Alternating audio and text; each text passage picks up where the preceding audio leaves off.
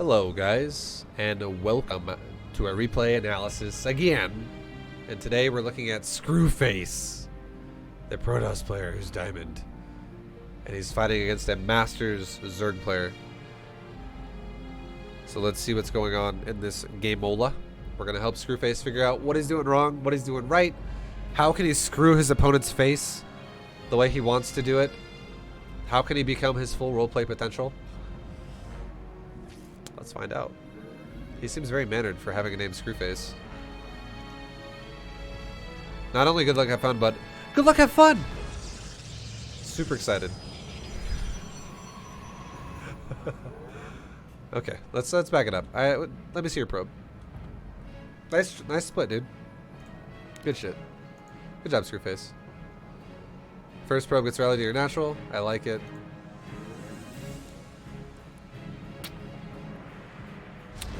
Nice pylon placement. I like it too. That's a really well placed pylon. This is a well placed pylon. Now let's see how you make a wall. Everyone fucks their wall up, I swear. I like your gateway scout. I like your chrono boost. Yeah, good so far. That's fine. Not bad.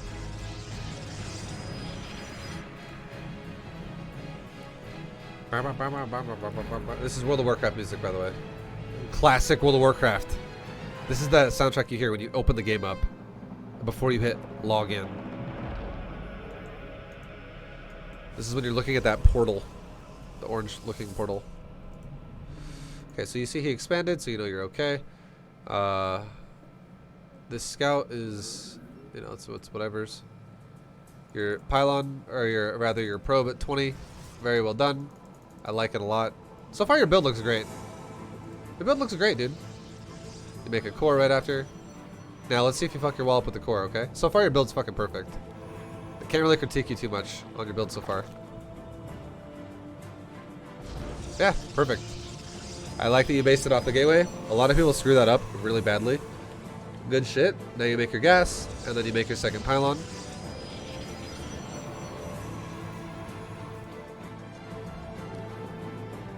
Second pylon should go down now. Huh? Yeah. Very well done. About the only thing I could critique you on, possibly. We're gonna back it up just for a second, and I want to see how you stack the patches. And I think that's literally the only thing you could do better, possibly. Like right now, you have 3 out of 4 patches that are close. Or sorry, you actually have 2 out of 4. So if you fixed, like, instead of typing like have fun, if you sent 2 of these middle probes to one over here and one over here, that is the only thing you could have done better in the first 2 minutes of the game. Otherwise, fucking perfect. Because it is, and you do fix it though. You fix this one, but now this one's not being mined. Then you have a new probe come out. So you're still doing it. So yeah, good shit, man. Like, your early game is fucking, your first 2 minutes. Molto bene. Molto bene. Super good. I like it, man.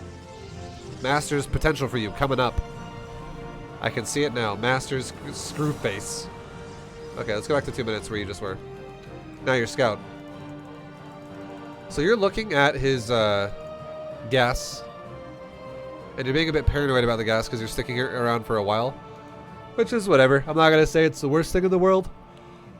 It's giving you a read on what's happening, but now it's gonna really, the fact that you're leaving the probe here for a long time, it's going to really need you to make a better read than you otherwise would have made, because by now your probe could already be back at your base starting to get ready to mine minerals, like over here again. You could be 18 out of 16 and soon to be going 19 out of 16 here.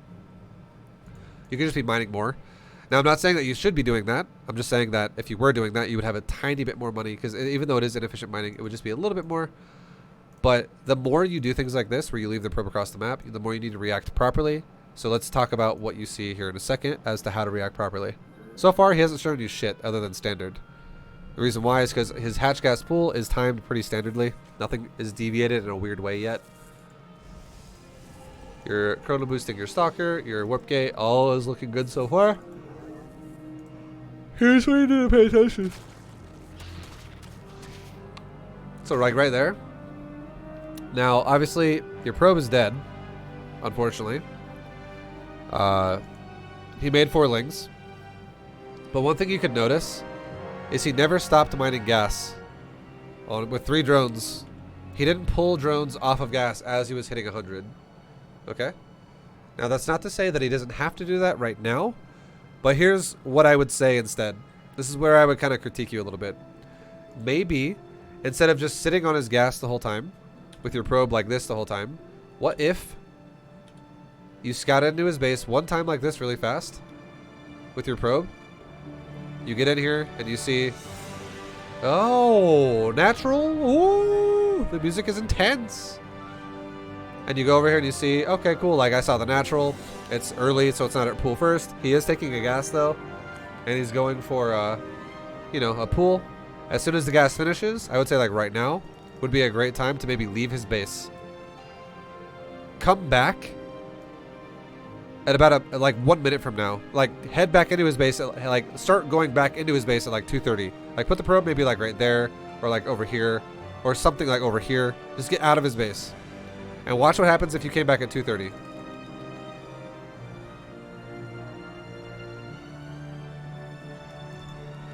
So if you told your probe to come back to his base at 2:30 right now, and you go, all right, probe at 2:30, let's head back in. Let's mine the mineral patch like right there or whatever because it's closest to the gas. You could go into his base. You'll go as close as you can. You would still get into his base like just before the queens spawn. And you would really be able to tell now if he is actually going to commit to gas or not. Because at this point, if he's only mined, like if you head back into his base at like 2:30, your probe would go from like here to here by like 2:45. Your probe will definitely die as it gets here. That's 100% guaranteed, either by the lings or the queen or something. But there's also a chance he might not have the lings made, or he might have them out of position if he does make them. I feel like you incentivize him to make lings faster if you just sit in his base like that. So if he skips lings at all and he just, let's say he's mining gas, you have a chance to catch that a lot more likely, because right now you don't know. You just don't know. Because you're like, well, he could pull off and he might not. I have no idea. But if you head back in at, like, maybe not even 2:30. Maybe you head back into his base at like 2:20. That would actually be also really good. It would guarantee you get in the base before the queens. And if you head back into his base at like 2:20 from like right here, it's about a 15-second travel time to go from like here to here. So if you get back to his base at like 2:35, you'd be arriving at his gas around, like you'd be getting like right here right now, like 2:35. And you would clearly see, oh, you've only mined 14, or rather 24 gas. And you have one drone literally mining the gas after you got speed. This is very likely not an all-in. This is very likely, you know, a standard play. This is going to be a third base. Or, if you, instead of having the probe sit here, what if you actually go check out and roam and check for bases? And what if your opponent's really greedy? It's more likely, obviously, if he doesn't take a gas, he'd probably take a faster third. If he does take a gas, it'll be a later third. But the point I'm trying to make here is the scouting you gave yourself was you didn't really have an answer to what was happening. So if you come back with a later scout, there's a chance you're going to get back into his base and not just get killed right away and see something that's relevant. And what you should see around like 2:20, 2:30, right around here, is you should see a gas that is already mined, probably like 150 to 200 gas, if this guy was going to go for like roach baneling. And there's also a good chance that your probe might have crossed over like a bane nest, an evo chamber, or a roach warren. That would be started already if this dude was going to go for an all-in. But the gas is huge, right? Because if you still had 3 mining gas the whole time, you're not going to be like, oh, okay.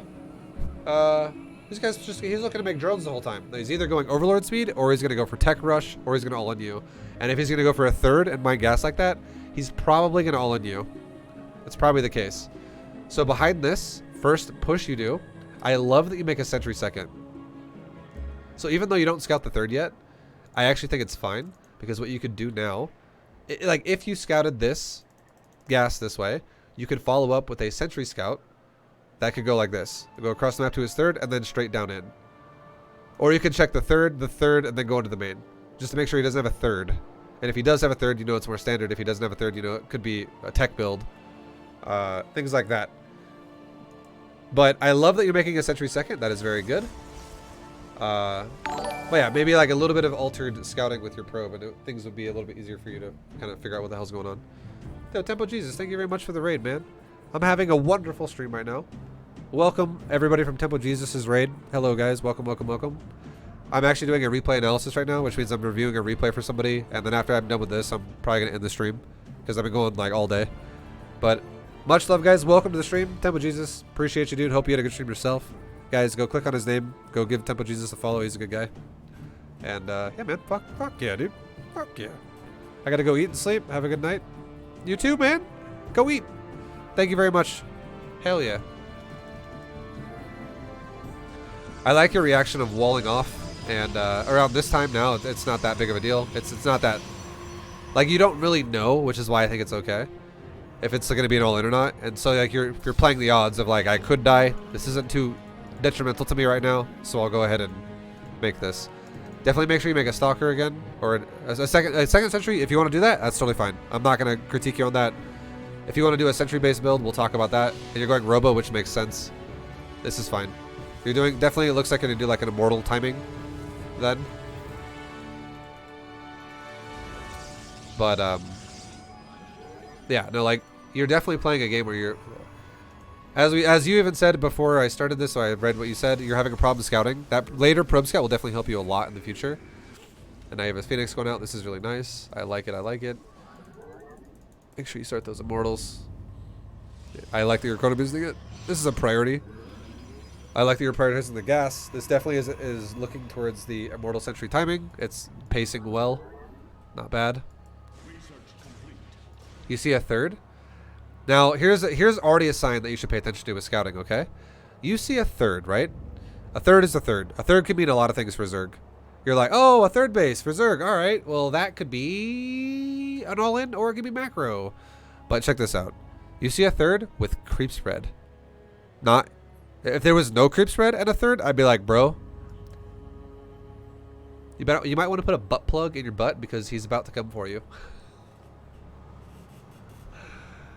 I'd be like, bro, you're about to get attacked. Prepare yourself. It's very likely he's going to attack you if he doesn't spread creep and instead focuses everything on inject, inject, inject. But because he has larva, or because he has creep, there's a high chance now that he's going to focus on macro because he's already incentivizing himself to be able to defend his third more likely with queens and just good defense and good coverage. So unlikely that he's going to go super aggro, okay? I hope the music's not too loud. I'm going to turn it down a little bit. It feels really loud. So it's unlikely he's going to go really aggro because he's going for a creep tumor. You don't go creep tumor and then all in because you have less larva to all in with then. It makes no sense. So this is most likely macro. Already, you can already tell this is probably a macro build, which means your build has a chance to be successful now if you push him with it, because it doesn't mean he has to go macro. He could still make lings later and like roaches or whatever, but this means he didn't open aggressively. He's probably opening droning, so you have a little bit of a higher chance now to do damage here, a little bit. Now you see double gas at his natural. This is definitely heavy on the gas. This is early. This is early, and you know why this is early? Because your Phoenix scouted no drones at the third base. Just to go back and show you. I mean, you don't really see the whole third, but you didn't see any drones mining what you already see. This saw no drones on 3 of these patches, and there are no drones here. But the fact that you see no transfer of drones, and you see no existing drones, and I'm not going to lie, most people, actually, when they rally point to the hatchery, they usually don't rally point to the farthest patch. That's kind of weird. They usually rally point to the closest patch to wherever the previous bases were, because it gives the drones the fastest access to the mineral lines. So no one's going to really make their drones always run to the far side. It could happen. There could be 4 drones over here right now. It could happen, but you already saw no drones. I would say that fixture scouting a little more, maybe. If you saw a third here, maybe just check the whole mineral line really fast. Like fly a little bit of a higher angle to see the whole mineral line just to confirm it. It's kind of the same thing as what we were talking about with the gas earlier. It's not really confirmed. It looks like it, but it's not confirmed. But again, no drone transfer, no drones existing that you see so far, and double gas. This is somebody who is going to do one of 2 things. They're going to fucking alter their build really hardcore now, and it could be due to a scout. Maybe he saw your sentries with the Overlord over here or something, and he's like, oh, Immortal all in. Maybe he's assuming that's what you're doing because you made 2 sentries or whatever. Maybe he's freaking out about it now, and he like maybe he saw your Robo. He did not see your Robo. But like, this is early as fuck, okay? I want you to know that this is not standard. This is not efficient. This is somebody who wants to do one of 2 things. He wants to go crazy gas on hatchery tech, which generally speaking is going to be for Ravagers. It's the only thing it really makes sense for against sentries. Doesn't make sense for banelings because sentries can just zone them out because they don't even have speed. It's super easy to zone out banes with no speed with sentries. So it's probably for Ravagers and roaches. And then on top of that, the other thing it could be is a low economy layer, which is weird. It could be that too, but I would say more likely than not, this is already focus. It's going to probably be focused on Ravager because he's taking this gas so fucking early. Just to throw it out there, just to tell you what a normal build is.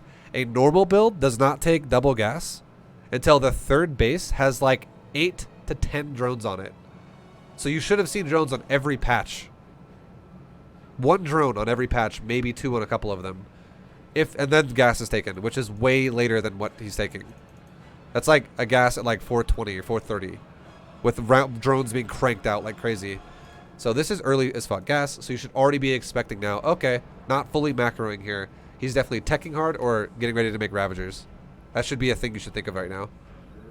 As you scout into his base. Further, you see a nice mineral line. And if you don't see a layer, it's Ravagers. So I really don't like that you're not scouting. Okay, good. You finish it off. No layer. Early gas, early double gas, all the natural. No fucking layer to pair up with it. This is Ravagers. This is very, like, I would say the chance of Ravagers now is like 90%. It's like 90 fucking percent because this makes no sense otherwise with how inefficient his economy has now become. Those gases are way too fast. He's going to have larva all day sitting there with a standard build now. If he actually saturates those gases right away.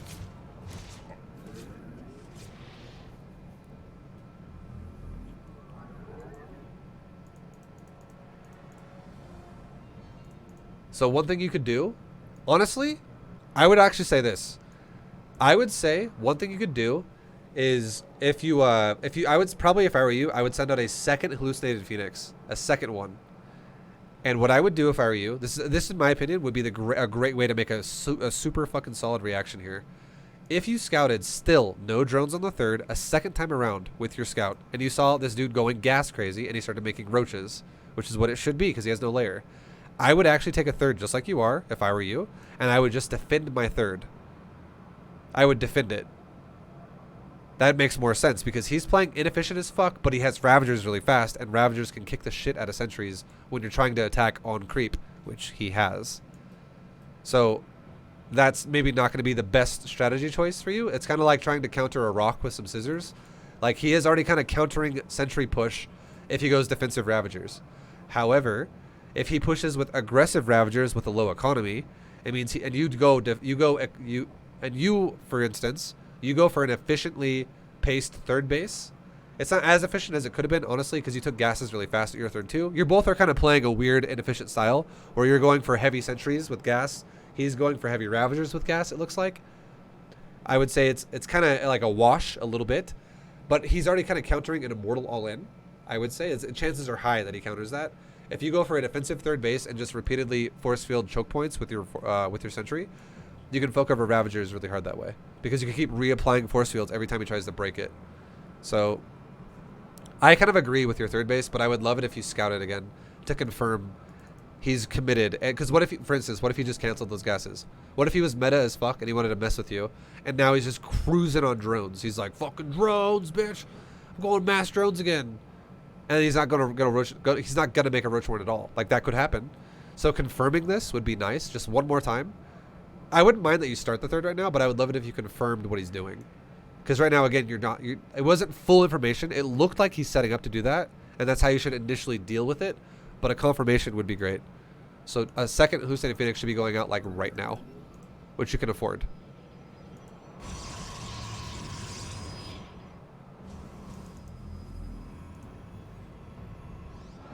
Okay, good shit. I like that you sent that out again. This is nice. Your probing is okay. I mean, I feel like your probing is not the worst.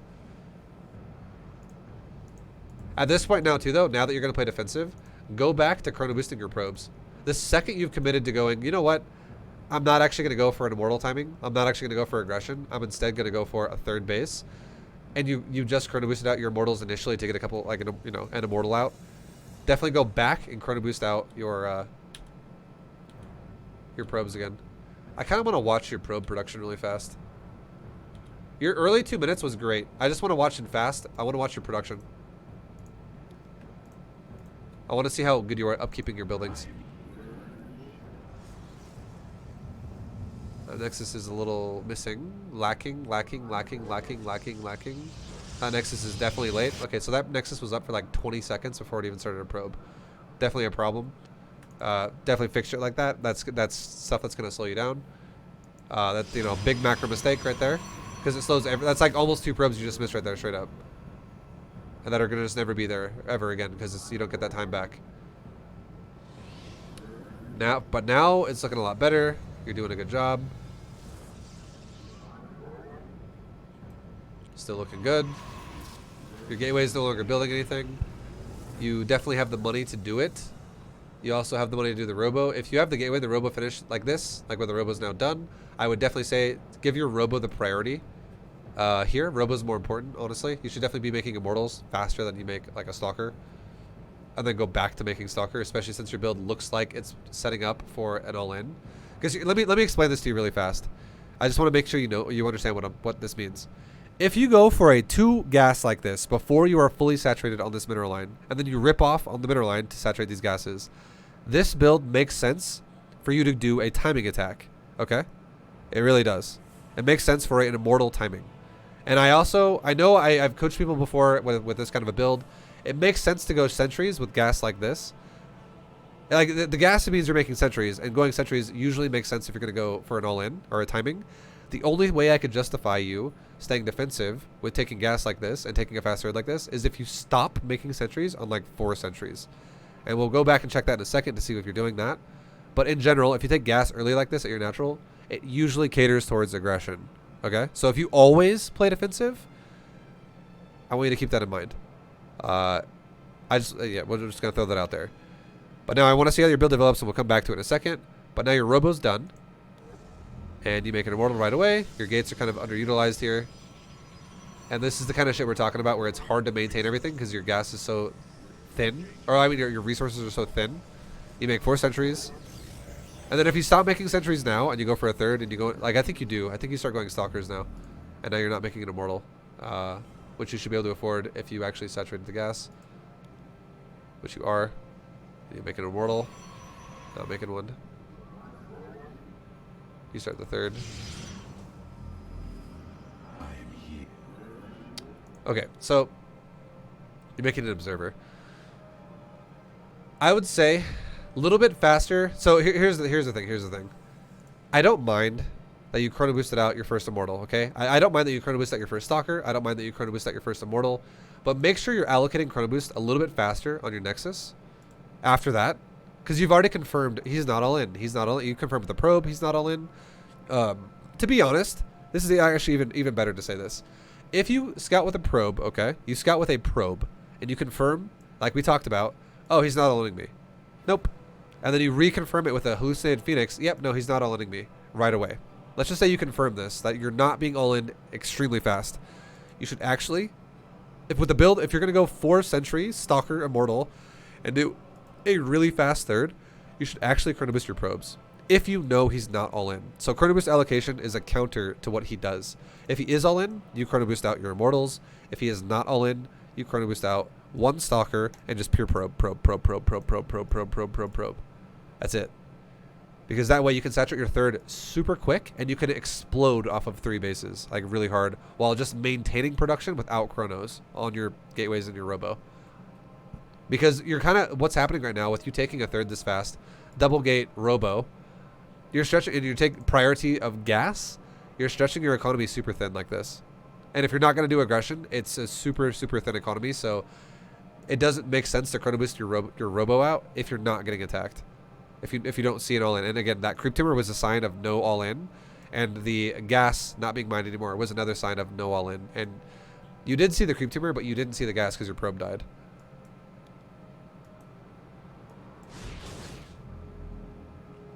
Okay, back to where we were. So you're following up a second scout. Now look at his mineral line. Now he's making drones for the mineral line. So now, all I can say now is this guy's build is inefficient. That's all I can say. If this guy's gonna make drones, he took those gases way too fucking fast. Way too fast. And now you see a layer. Like, look at this mineral line. The mineral line looks like garbage. It really does. This mineral line looks like it has like 10 drones on it. Or like 11 drones on it. That looks really shit. So I would be feeling good if I were you. I'd be like, wow, look at that undersaturated mineral line. Look at this inefficient build. Because this Zerg, what he's doing is he's doing a gas priority now, and it doesn't make any sense because it's too early. Like, it's not that far too early. It's not like the game's over, you just win now. But you do have a lead if your build is efficient. And if you recognize this, and you stop chrono boosting your robo and stop chrono boosting gates at this point, or anything aggressive or defensive, and you just build it as normal, at a normal pace, and you go crazy probe chrono boosting, you'll actually be able to keep up with his drone count if you did that. Because he's not all in, and he's also inefficient. And I'm going to throw this out there and say, Protoss should never be able to keep up with Zerg, ever, when the Zerg is just making drones and the Protoss is making probes. Ever. The Zerg should pass the Protoss around like 34, 35, and then by the time the Zerg has like 50, the Protoss should have like 41. And by the time the Protoss has like 50, the Zerg should have like 66. Like 60-ish. 60 plus. For sure. 70 maybe. Like, it depends on how greedy the Zerg is. Injects make workers at such a faster pace than chrono boosts do. And you also make drones faster just by default than probes make, because a probe makes once every 12 seconds. A larva spawns once every 10 seconds. And yeah, I know one larva every once in a while has to be made into an overlord, but if this dude is just cruising fucking drone, overlord, drone, overlord, that is 10 seconds a drone every time. Not 12 seconds. Even though a drone has a 12-second build time, just like a probe does, it's 10 seconds per larva, and it's based off the larva. So drones make faster than probes do in multiple ways. The only reason why Protoss is able to kind of pass Zerg early game is because Zerg has to sacrifice drones to make the initial buildings all over the place, like a hatchery, a gas, a pool, a rotoran, an expansion, whatever, more gases. Zerg has to keep losing drones repeatedly, and also inject isn't applied into the game until like 2 minutes. Whereas chrono boost is like right off the bat. You can chrono boost that right after the first pylon. So that's why Protoss doesn't really lose the lead until about the mid-30s if you both expand and stuff. But yeah, like the Zerg should definitely be pacing ahead of you if he's playing efficient. But the fact that he's not pacing that far ahead of you means I feel like you totally could have caught him if you just chrono boosted your probes a little more. Like this is right now, if you chrono boosted 1-1, you could follow up another chrono boost on your main again and have double chrono here. And I honestly think you didn't even need to chrono boost your robo at all. I mean, but I will say this: the fact that you chrono boosted your robo this game, I'm gonna say it was okay because your probe died, and you were like, I don't know what he's doing. You played, you did it without knowing. But once you saw this creep tumor and you saw someone who looks like they're playing macro, I would say that already is very non-all-in-y, but then the double gas looked weird. But that creep tumor is still enough to go, oh wow, you're not injecting early. This is kind of a weak all-in if it is all-in. I'm gonna go back to chrono boosting probes. And then you double confirm with your, because it makes no sense if he's going to go for a creep tumor and then really crazy gas. Those are not matching things. Those are polar opposites for Zerg. But then if you scouted him again, like this follow-up I just talked about, and you saw, oh, drones. The fact that you started chrono boosting your probes because you went for creep instead of larva is great, because that's very non-threatening early game. That's definitely defensive for Zerg. Going creep is like you making a fucking cannon, essentially. Like it's not going for, or it's basically like you chrono boosting probes instead of chrono boosting your gates and your robo. That's more like what it is. It's using a macro mechanic for defense, not for aggression. But yeah, so now you double confirmed it, and now you know for sure, oh yeah, it's drones. So now even more chronos on your Nexus should be happening. Because again, I feel like you should be tied with the Zerg right now. There's no reason you shouldn't be, if you paid attention to all the details we just talked about. And you chronoed probes. Chronoing probes is a big deal. And you're chronoing the gating, or the robo again. This is not necessary. You're not going to get attacked. I'm going to tell you right now, the way the Zerg is playing, where he's going for creep and he's also going for third base, you're not going to get attacked until at the earliest about 7 minutes. 7 minutes, because the reason why is the Zerg is not able to make an army while they make an economy. They have to choose one or the other. And this dude is chosen creep and third base saturation. You cannot fully saturate your third until 6 minutes. Just throwing that out there. Like, it's not really physically possible. And he's already committed to it pretty hard. He's going gases. He's going layer. He's not staying hatchery tech for an all-in. Okay? So if he's going layer and he's saturating a third base, it means he's probably going to go for full saturation of 3 bases, which means he's going to start at the earliest making an army right around 6 minutes, which means at the earliest, if he goes right across the map with the first wave of inject, 7 minutes attack is probably what you're looking at the earliest. He might not even hit you then. He might wait longer, depending on depending on how he wants to play. That is not an attack. That is definitely a scout.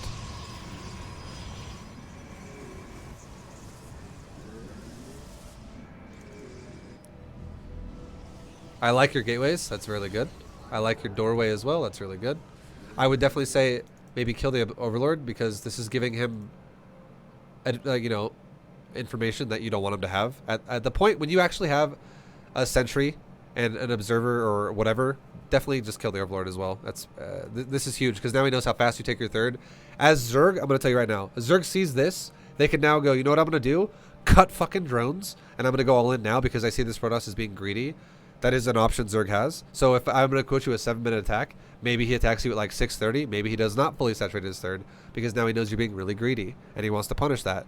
That is an option, because you're giving him all the information when you didn't have to. Another thing is, this Zerg might go like this instead. I'm not going to stop at 3 base saturation. I'm instead going to fully saturate a 4th base while I'm at it, because this Protoss is being greedy. So I'm going to be fucking greedier. Don't give Zerg the information of this right here, because if the only information you gave the Zerg was, hey, I'm making sentries, and he's like, oh shit, sentries, I don't know, that's a lot of sentries, he made 2, this could be aggressive, and you kill the fucking Overlord with like a Stalker and sentries, and then your scout goes across the map. It doesn't take very long to kill the Overlord with Sentry Stalker. It takes like 5 seconds, and the Sentry Phoenix hallucination lasts like 30 seconds in total. It lasts 43 seconds, so you have plenty of time to kill the Overlord and then go scout.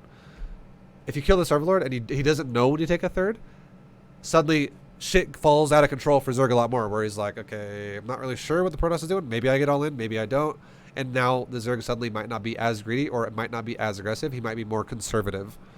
So don't give him so much information. Definitely kill that shit. But again, with what you've scouted, I would say 7 minutes earliest attack, because you did scout a lot. And you are killing this Overlord eventually, which I like. But, you know, it's, you know, he runs away with Overlord speed, so shit happens. But definitely want to kill that faster. Double Forge. Okay, so Double Forge, I would say this only makes sense if your style now is going to be Blink.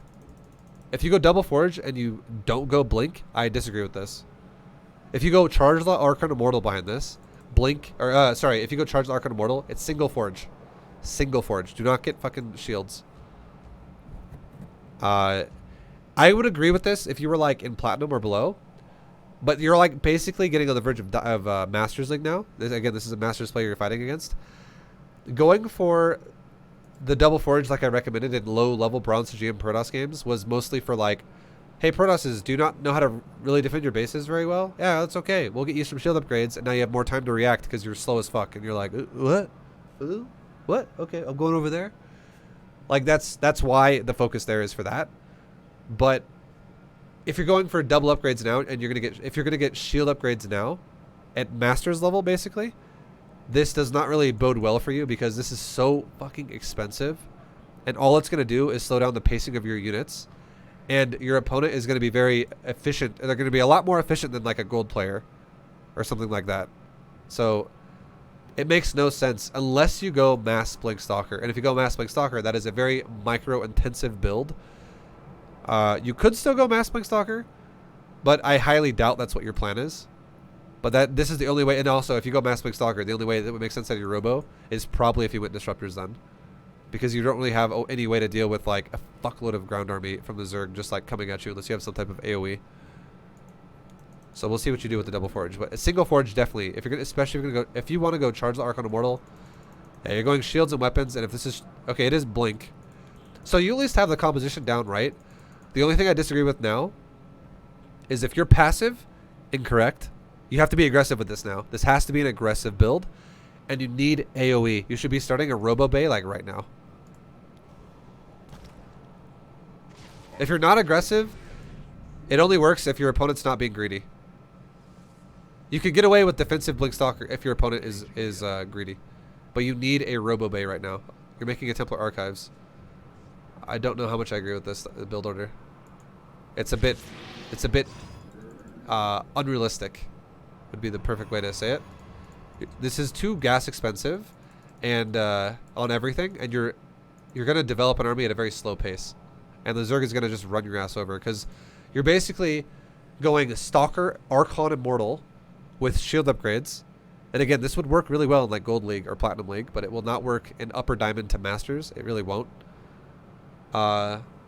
And what's going to happen now is you have so much gas going into your Archons. You have a lot of gas going into double upgrades. You have a lot of gas going into Blink. You have gas going into Stalkers. You have gas going into Immortals.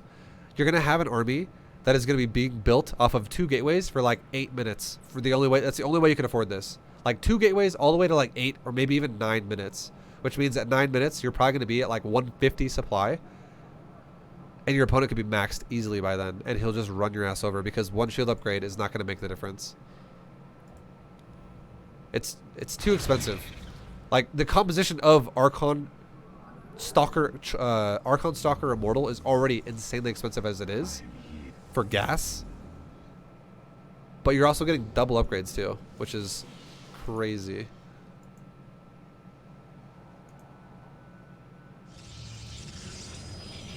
Your fast fourth is going to be helping. But now here you can clearly see the Zerg has not attacked you once yet, right? He has not attacked you a single time yet. And you're at 7 minutes. So now, again, if we're talking chrono boost, you should have definitely been... Like, I don't mind that you're chrono boosting your forges now because you're already fully saturated on 3 bases. At this point, you're almost done. This is very close, and you're waiting for your 4th to finish anyways. I don't mind that you don't chrono boost your Nexus now at this point, but you should have made it to this probe count a lot faster. Because you know, there was no aggression. You've confirmed no aggression through all the means we already talked about. So... It was just inefficiency with gas, but making drones anyway, so inefficient build by Zerg, but no aggression.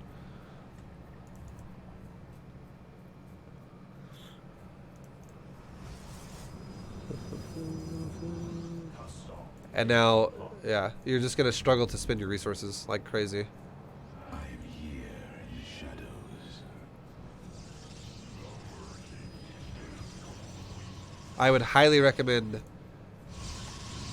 disruptors with this, because disruptors, what disruptors do is they take away the immortal aspect and they give you disruptors, and then also disruptors become your AoE, so it takes away the Archon aspect for the start of the game. You could eventually go Archons later once you go Skytoss, if that's what your plan is eventually going to be, which it kind of looks like it is because you're playing defensive as fuck. But if you actually went for disruptors and then you made maybe like another 4 or 5 gates, maybe 6 gates, once you started your 4th base, just like this, make like 3 here, make like maybe another 3 in your main or something, you could actually max out then a lot faster. But you're going to always have this massive supply deficit against Zerg now, even though his build is not the most efficient either, because this build is just crazy gas costs for Protoss. It's too much gas. And you really also don't even have AoE with this. Like, your army is more like brute force. If you fight against Zerglings, yes, you have AoE, because Archons will destroy Zerglings. But if you fight against Roach Hydra, Archons kind of just die as they engage, when there's not really a front line with them. Which is, there's not, because you have no Zealots.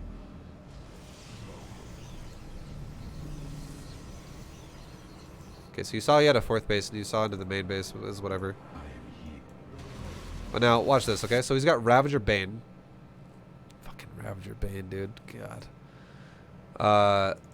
So now, this composition for you versus Ravager Bane, I will say, is not that bad. Because Immortals and Stalkers and Archons will all beat the shit out of all of these units. And Archons will absorb Banelings like fucking bosses. So this actually isn't that bad for you by the chance of him going Ravager Baneling. The fact that he chose to go Ravager Bane against Sentry, Stalker, and Archon Immortal is awful, because all you have to do to fuck this army over is force field it. And yeah, some people might be like, but ViBE, can't Ravagers break force fields with Corrosive Bile? Yes, they can, but Ravagers and Banelings are also made of paper, and they die really fast. And if force fields go down, by the time the force fields break, the Zerg's fucking dead already. Like, these units are not tanky.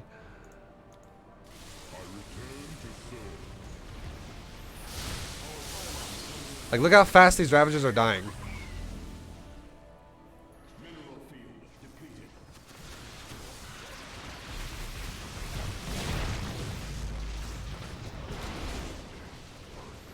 Now this is annoying for you because he's doing run bys. He's going all over the place. So at this point now, the best way you could have defended this at this point, I would say, would be this. Look at where the banelings are going, right? The banelings are headed towards your natural. The best thing you could do right now would be there's a couple ways you could do this. I would say this would be the easiest way to do this. The most realistic way you could do this. Make a stalker right here. Like the second if you noticed it, that is. You'd have to notice it as well, by the way. But you make a stalker in the doorway right there, right now. You just make a stalker. And then you immediately make a sentry. So stalker sentry. What this does is it walls the banelings out. The banelings will blow up the stalker though. But the stalker will eat banelings to the face like a fucking champ. And if you made a stalker right now, it would have like 1.5 seconds for the stalker to being built before the banelings connected. You would mostly get the stalker done because the unit builds in like 3 seconds from a warp gate. It's pretty fucking fast. Or like 4 seconds. It's and then like also the first bane is not going to one-shot the stalker. So banelings are going to blow up. It's probably that stalker is probably going to eat like 6 banes, okay? It probably will. Now if you make a sentry behind this, you could then cast a force field like right there and try to buy time with the stalker. If you make them both at the same time, the stalker might finish as it dies. The sentry could cast a force field right here and lock out the banes simultaneously. So you could go like this: stalker sentry really quickly while your gateways are still selected. You could go down here and you could go like zealot, or adept, or stalkers. I would say stalkers are maybe not the best choice here. Zealots are probably the best choice here right now. For right now. Okay, that's what I would say. And then if you get rid of a lot of these banes, the banelings will probably get trapped out. They will probably then run down to this bottom base, but your zealots will probably clean up most of the lings, especially since they're near a shield battery in the process. Meanwhile, you're dealing with this army up here. If these banelings were still in high number and you were still really scared about it, but you were crushing the fuck out of this fight, you could take this nexus. Actually, you can't because you don't have enough energy on it. I was gonna say you could recall a chunk of your archons back, like maybe a little corner of archon, and have them kill the rest of the banes. Another thing you could do is make like a gateway right there.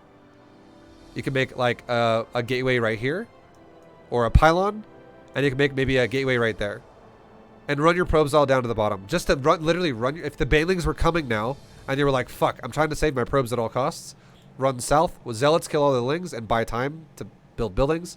You build like a couple gates here, and if there's like maybe 4 banes or 5 banes left over, suddenly now he can't touch your probes because you literally wall the nexus to the wall again. And now this is walled, that's walled. You're not going to let it finish, obviously. You just need like fucking 20 seconds, 15 seconds, because some of your army can come back and deal with the banes. Or another warp-in round will be ready to go 20 seconds later. And then there you go. That's how ideally you would want to deal with this attack. But if you tunnel vision this and just look at this only, like this is already really good over here. This is great. But if you just disregard this, which is what this style does, it multi-prongs you, you'll die. So the way I just told you to defend it would be the most optimal way to do it, and you have all your gateways ready right now to warp in, and you have enough money to do what I just said. You could easily afford a stalker and a sentry here, no problem, and you can afford on top of that probably like 4 zealots here. Maybe 5, like shortly after, 5 shortly after 4. 5 zealots with a battery are going to fucking destroy these lings. Easy. No problem. This is not mass lings. This is 22 lings. 5 zealots with the battery will take a dump on 22 lings. These sentries, or sorry, the stalker sentry here would absorb like half these banes, and then you would probably zone out the other half. So like 5 or 6 banes would go down to this base, and then by that time, when you've force fielded and killed this shit, like I said, the lings would mostly be dead by that point too. If you did all of this all at once, because zealots will fucking annihilate lings pretty fast, and then you could just be like gateway, wall, run down behind the gateways, hide.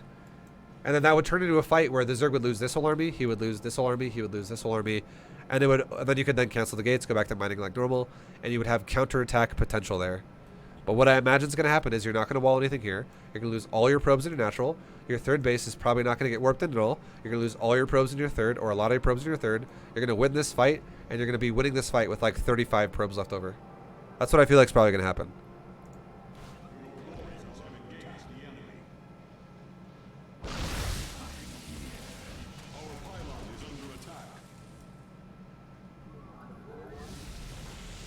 You are so fucking lucky that he did not use those banes. Oh my god. He just fucking sat there. Okay. Well, you're lucky. You're lucky. And you ran your probes away too. So, not the best defense, but also not the best attack by your opponent. Holy fuck, you got lucky. But overall, you're okay now. Here's the thing. Okay. Here's the thing. What actually happened here? Let me go back and look at this. We actually stopped looking at this for a second. I don't feel like you killed this whole army because his supply is still pretty high. Yeah, you did not. So the fact that you didn't kill this whole army, definitely do not counterattack now. If you killed the army really hard, launch a counterattack, but you did not kill it, so don't do that. Instead, what you want to do now is I would say just sit back and go about your game as you were before. Like keep macroing, keep building up, and so on and so on. And now that the Zerg player also has shown you he's a multi-pronged aggressor, make another battery. Make a battery. Make another, or maybe make another battery because this one's now depleted. And go like this with your army. Leave a unit in your door. Leave a unit in the door. Leave half your army right there, and leave half your army right there. And like cut your sentries. Like maybe have like 2 sentries on each side, or like at least 1 sentry on each side.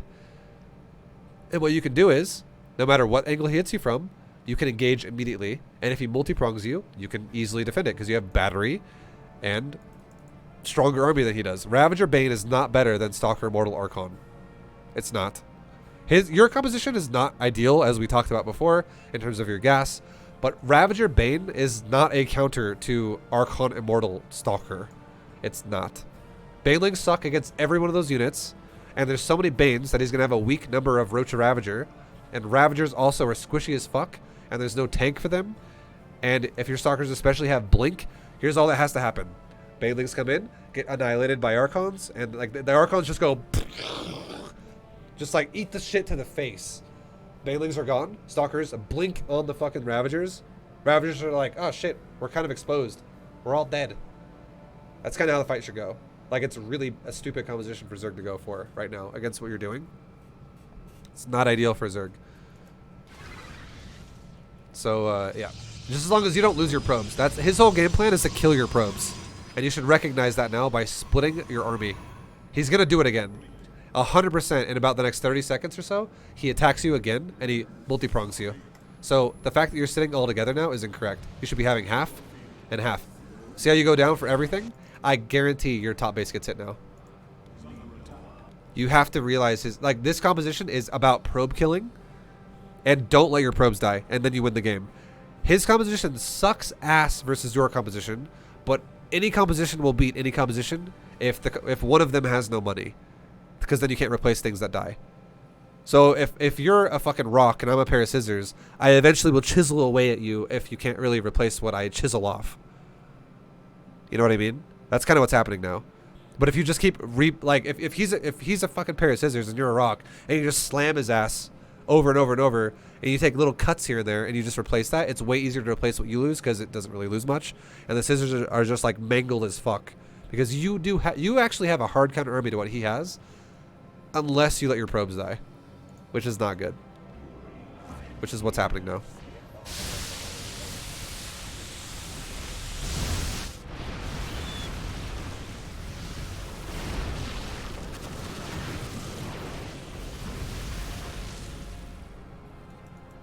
So you kind of had it. You actually got lucky the first time, and then you had it because of that. Like, he threw away a big army compared to what you lost, but you threw it the second time because you're doing the same thing again. If he multi-prongs your bottom base and your top base again, one of your bases is going to get just totally fucked. You need to just green box half your army, until you max. And then once you max, all you do is you absorb his attack one time when you max, and you fucking counter push him afterwards because you will destroy his ass. But now you're never going to max anymore if he keeps attacking you like that, and you keep doing this where you keep opening your base up because you're so your base is so set back now. So here he comes up to your base over here. I highly feel like Banelings are going to roll into your third base behind this. Nice force fields. Look at the comp, okay? Watch your Archons. They're just like, hi, Banes. Like, imagine throwing spaghetti into a industrial fan, like at an airport or some shit like that, or like in a big building. Like, you know what I'm talking about? Like the fan you would see in like Resident Evil that's just like super fast, and if like a zombie goes into it, the zombie just gets diced up into spaghetti noodles. That's essentially what Archons do to Banelings, okay? They're just like these big fucking deleters of Banes. Airplane engine, there you go. Like his Banes just disappeared. This army now sucks ass versus you, and if you just had a little bit of a higher supply because you didn't lose all your probes and now build units at a slower pace, you could honestly blink into him and you could kill his whole fucking backline, because Mass Ravager is a very weak backline. It has no sustainability. It's good at DPS, but it has shit survivability. And if you can close the gap and there's nothing there to cover it, there's no lings, there's no roaches, there's no hydras, there's no lurkers. It's just Ravagers and like 5 roaches. This is not a lot of roaches. You could totally blink on this, and if you did blink on this, it would allow your Archons and your Immortals to get good surface area because there'd be no more Stalkers in the back line. And you would have Archon, Immortal, and Stalker all just pounding the fuck out of Ravager. And if he runs away from you, blink on him again. Blink on him again, and you will kill his whole army before he goes home. And if you do that, if you did that while not losing all your probes here, you split, he takes a fight, he throws his army away, blink, blink, blink, he loses everything, counter kill him. He just dies. That is literally how this game should have gone for you, but unfortunately, obviously, it didn't. But now again, like I said before, I guarantee he does a run by at your bottom base while he's keeping you busy on the top side. And you're destroying his army, even though you're severely outnumbered in supply. His composition sucks balls.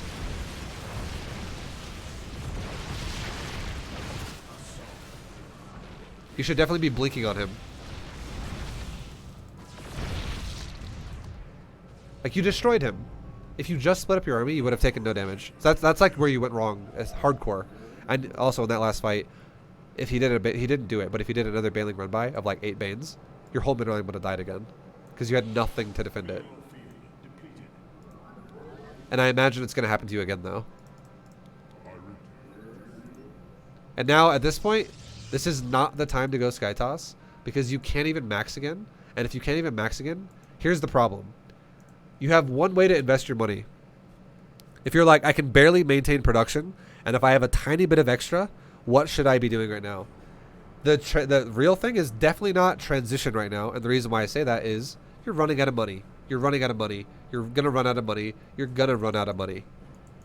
These front 2 bases have been up for a long time. Your 3rd base has been up for quite a while too, and your 4th base has been up for a little bit. It's been up since 7 minutes. You're going to lose the game if you do not expand again. So the best way you can win the game right now, I mean, you got fucked up already pretty hard. That's not great, because you took a shitload of damage to your economy, and that sets you back really hard. But you need to take a 4th base, and you need to split your army up and do exactly what I just said a second ago, where you prioritize splitting up and keeping yourself alive. Maybe as well, if you're going to take even more of another base and you're going to have a higher surface area to be exposed by, maybe make like 2 more observers. Put an observer out here, put an observer out here. So now if he comes over this way, you can see him. If he comes over this way, you can see him. And you can leave your army like there and there. You can leave your army in the center between your natural and your 3rd, which could be there. And you can leave your army here between your 4th base and your 5th base. And you have an observer that reveals if he's going to go to any one of your 3rd, natural, main, or 4th. The only one that's exposed is maybe your 5th, and you could even put another observer out there.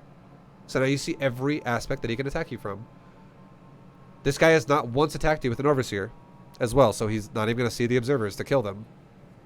I mean, he can't cast a Corrosive Bile on it, but he hasn't had a single Overseer yet because he doesn't give a shit about that. He just cares about making DTs, or making Banelings run in your, making Banes run in your mineral lines and shit like that. But the goal here is spend your money as efficiently as you can on an army, take another base, because you're going to mine your bases out. You have if you make Sky Toss now, what's going to happen is your whole fucking production line of gateways is going to do nothing. It's going to be idle. You're going to save, you're going to save, you're going to save, you're going to save. Zerg is going to be at 200 supply. You're going to be at like 126 or like 130. He's going to push. And then at that point, even though you have a better composition than he does, and you might even split you might do everything I just said. You split. You have a better comp. But he just has so much more shit than you do that he just runs you over. Because there's a 70 fucking supply disparity there. So This is not the time to go Sky Toss. This is the time to get back to like 160, 170 supply while taking a 5th, and then go Sky Toss. And if he happens to not lose the game with a stupid ass attack, then you go Sky Toss. So you don't have enough money to afford this, is my point. These bases mine out, and you have to realize that. You could have gone Sky Toss if you never lost your probes, and if you never fell behind. Because the fact that you lost your probes and fell behind, and then the fact that he then fought you again afterwards, you had a smaller army fighting a bigger army. Like, you just fought with like 140 supply versus like a maxed out Zerg. That's not ideal, but you still won. But you got fucked up in the process. So you lost more than you wanted. You didn't crush him. You kind of traded with him, and it's not good for you to trade with him when he's got a better economy than you. So again, you can't afford this right now. It's not the time to go Sky Toss. And you made 5 Stargates just now in a Fleet Beacon. You will never afford anything ever again. So you poked your 3rd. You keep making the same mistake. So I mean, I feel like you're gonna die to run bys, unfortunately.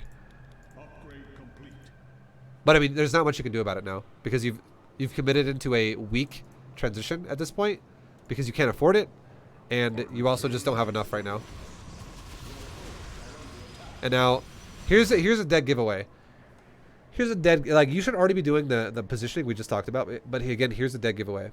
This army is not supported by Lings, Roaches, or Banes. High fucking chance that he has a counterattack coming from another angle.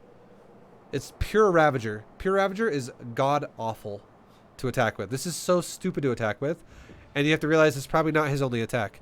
I guarantee you're going to get countered.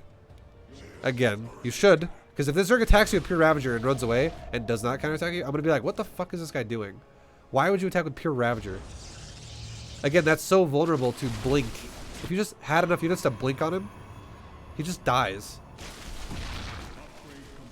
Yeah, he didn't counterattack you, so that was just... And there it is, finally.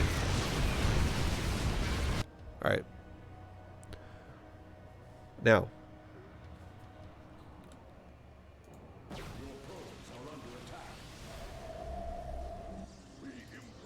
This is going to take practice. This is going to take practice.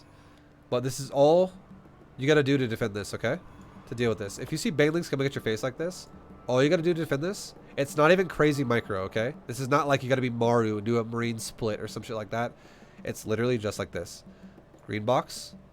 A chunk of the army. Just a chunk. And right click like right there. Green box, a chunk of the army on the other side, and right click like right there. That's literally it. And then if you do that successfully, you can physically try to do that again on wherever the banelings are going. So if you did this chunk up here, this chunk over here, and then he continues to roll forward in your face, you'd have army standing over here right now. Like, it would be going here right now, and you'd have army be going here right now. You could then grab like one immortal and right click it over here.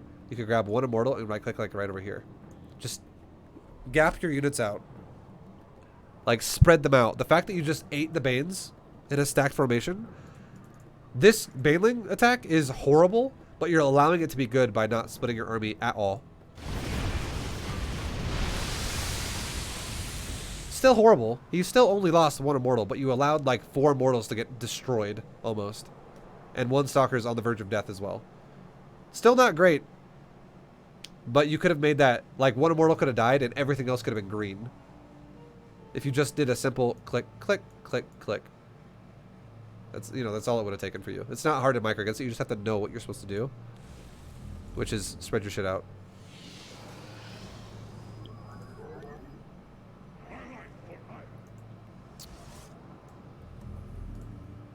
And you're trying to recover in probes right now. You're taking a 5th base, but this is the point I'm trying to make here is remember what I said? You're going to be like 130 versus a maxed army. What's going to happen now is if he shows up with another army, he will run you over now. There is no way around this. If he attacks you within the next 30 seconds, you are dead. With everything at once. He could multi-prong you, or he could attack you all at once. Either way, you should die.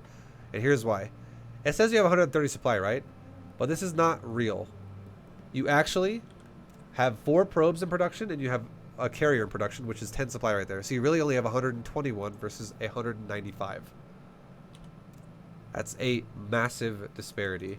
And here's the crazy thing too. Your carriers have, where is you have 1 weapon upgrade for air. Like, it's You don't have enough ground cover right now. You just really don't. And here's another thing too. This guy's going mass Banes. And you only have one Archon left at this point. You're going to take Banes to the face now on all of your units. And it's going to soften you up for the Ravagers like it just did a second ago. Archons are amazing at it. There comes some Banes. There comes some Link Run-bys. And your army is just too small. You're never going to defend this.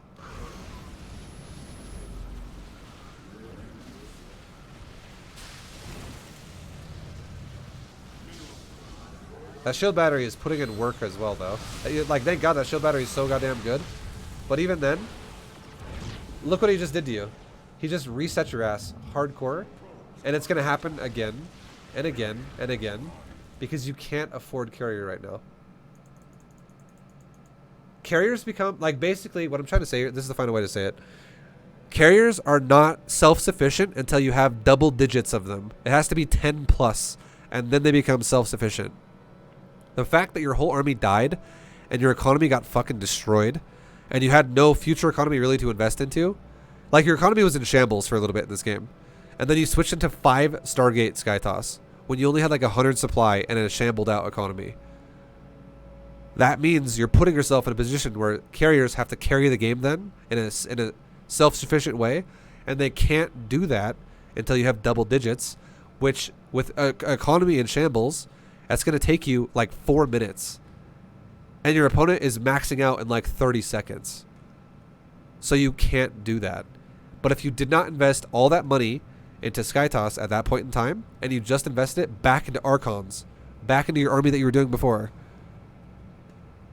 and also maybe go AoE, maybe get some Storm, or maybe get some Disruptors or something as well, because he's like, that would also fucking destroy his current attacks he's doing. He's going mass Ravagers. And Banes. If you have like 1 Disruptor, blow up fucking 15 Banes or like 8 Ravagers, that'd be great. If you have a Storm, hit like 20 fucking Banes rolling into you, that'd be great.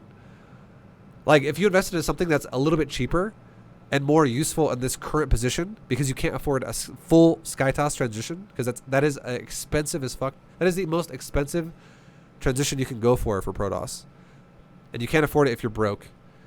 If you would have just done something that stabilized on the ground more, and then you would have, split your army to prepare yourself for counterattacks and absorb Banelings, so your opponent keeps throwing Banes at you, you just keep absorbing. The Zerg kind of digs his own grave at that point if you go down that road, as we talked about before. I described how to micro it. You could blink on the Ravagers or whatever. That's how you'd want to go about it. And then once you then have a realistically defended 5th base, you could then eventually take a 6th base when more of your shit mines out. And you could then go Skytoss when you're at a very healthy amount of units. And from there, you could choose to defend into Skytoss or counterattack and kill him into Skytoss. Like, if he throws an army away, you go counterattack and kill some of his bases while you go Skytoss. If he just keeps harassing you and harassing you and harassing you, just let him keep digging his own grave and slowly chipping away at you while he throws shitloads of Banes away repeatedly and stuff like that, while you slowly replenish into Skytoss. And when you start replenishing into Skytoss, you're already like 180, 200. You drop back down to 180 from 200 because some of your ground units die. You go back to 200. You drop back down to 180 because some of your ground units die. You go back to like 200. Suddenly now you have like 9 carriers or 10 carriers, and now your ground army is not actually like 180 supply worth anymore. Now it's only like 40 supply worth now at this point. Maybe you have like 5 Immortals, 3 Archons, and like 8 Stalkers or something like that. Like something tiny. It's not a big ass army anymore. It's like a little tiny blob of ground army. And then at that point, you have a very healthy carrier army, and now you can actually finally get rid of the last piece of your ground army and just go like full-fledged air with some Archons. That would be the correct way to do it. You're just doing it when you have no supply, and you're investing into Stargates instead of utilizing Robo and Gateways when you have no supply. You did not have enough money to maintain production out of all your gates and your Robo. So you sacrificed production out of all these buildings to just make a Stargate transition, which meant you were going to have like 100 supply less than your opponent when he attacked you. Or like 80 supply less. That's guaranteed death right there. And also, furthermore, as I said before, to put the cherry on top, you can't invest into a shitload more production when you have a new active economy. You have to secure a 5th base for that to make sense, because you're mining out, you're getting ready to mine out, and you can't afford a full transition right now. It's too expensive. The only way you can really afford it is if you have new money to work with. Just more like this is more time to make money with, and Skytoss takes a lot of time to make. So you can't, and it's not realistic to take your 5th base if you just go, please don't attack me, I'm going Skytoss now. I have no actual ground army, and if this guy shows up with 8 Ravagers over here, he fucking kills the Nexus. Like, there's no real defense, you know what I mean? So, it's just too early. It's too much of a gamble. We get it, man. No, you don't. Nordal, you don't, okay? People make these mistakes all the fucking time.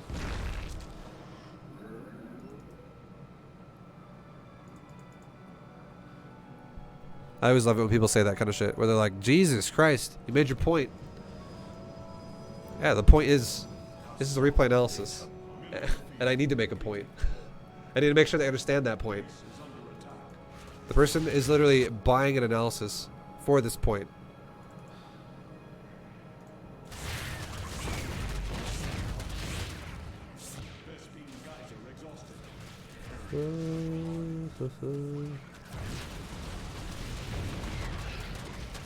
Okay. So, I mean, at this point now, you're definitely going to die. Because again, the Zerg is just going to... You haven't attacked the Zerg once, and you have no means to attack him at all at this point anymore.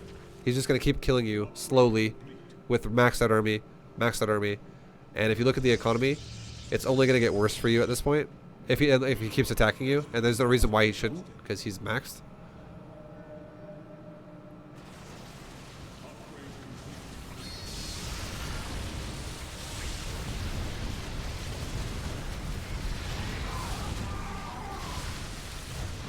This game was super winnable.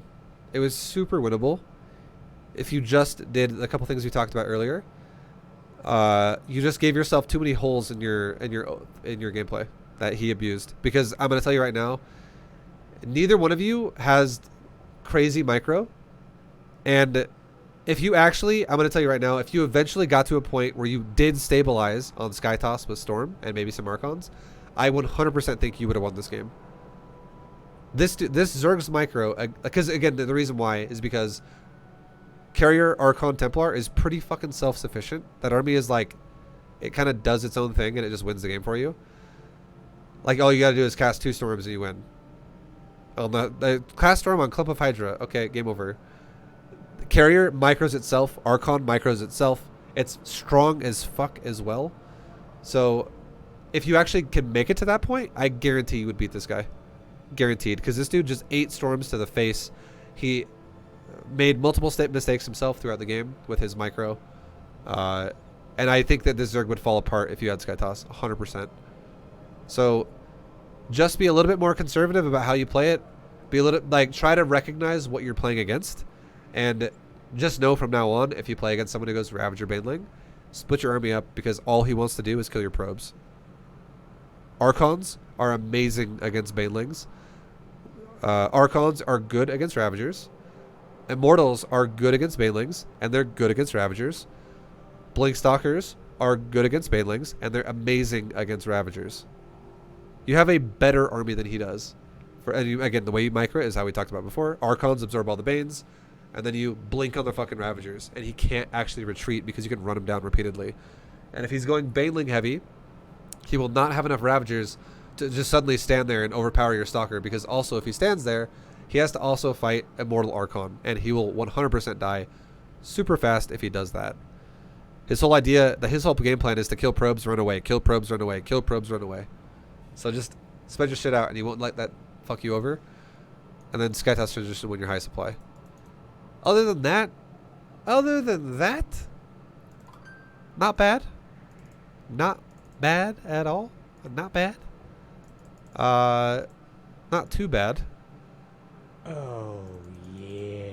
You had the right idea overall. Your composition's a little... I cannot push myself to watch 1 hour 30 minutes movie, but 1 hour 30 minutes replay analysis with ViBE feels like 5 minutes. Fuck yeah, it does. Thank you very much, Kraju. Oh, Kraju. yeah. Appreciate you, man. And also, J-Type Music, thank you guys for the resubs. Forgot to resub. The way he said that has made me laugh. I don't know why. The way the bot read that was pretty funny. Thank you, J-Type Music. And Rose Sunrugger, thank you. Hi. But yeah, so hopefully it helps you, Screwface. I hope this helps. I hope you also know that I'm not trying to be too hard on you. I'm just trying to make sure you really understand. I know there are some people out there that are like, ViBE, relax, bro. Jesus. But if I don't say something to you multiple times, there's a very good chance, I've learned this from coaching people, by the way, there's a very good chance that I say something, if I say 5 things to you, and they all have 5 different levels of importance, you might, for instance, cling on to the thing that's the least important, and the thing that is the most important goes like this. Just like in one ear, out the other. And you're like, huh? Well, ViBE told me that I need to make 4 centuries. Like, yeah, I did. But that was not the most important thing about the game. There's many more things that happen in this game that are more important than that, which is why I stress those fucking points super hard when they're really, really important to learn. So that is why I stress points really hard, because it helps people learn faster that way.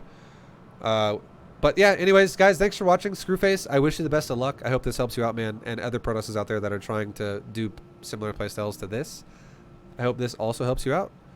But the last thing I'll say is I do think Charge Lot Archon Immortal is a better overall composition for the same build you're doing here. However, against Ravager Baneling specifically, what you did is actually better at this game. It's a very specialistic niche composition that actually counters Ravager Bane really, really hard, because Banelings would actually counter Zealots, and then you just have Archon Immortal trying to chase on Ravagers, and you can't actually kill Ravagers because they're faster. So just know that your composition countered Ravager Bane better than the other one would. But in general, versus most more standard Zerg players, Archon Immortal Charge Lot, better composition. It really is. But yeah, anyways, guys, thanks for watching. Again, I'll see you guys in the next one. Check them out if you're interested. I have lots of leagues, lots of ranges, lots of races. Other things like coaching and other things like Bronze GM. So I'll see you guys in the next one. Until then, peace, thank you, and adios.